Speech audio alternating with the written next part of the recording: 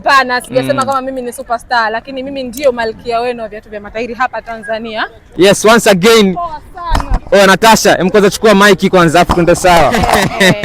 Nadhani umemsikia.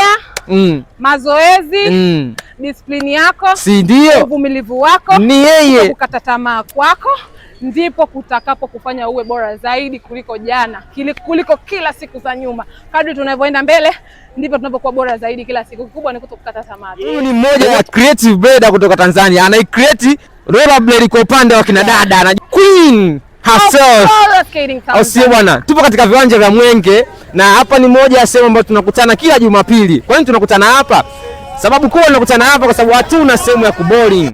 Kwa tunafanya hii sehemu kama ndio sehemu yetu ya kubowling. Lengo ni na mazumuni tunafanya kama Harambee ili tupate sehemu yetu official. Tunazungumzia skate park kupitia tasnia hii ya rollerblade, roller skating Tanzania. Let's go!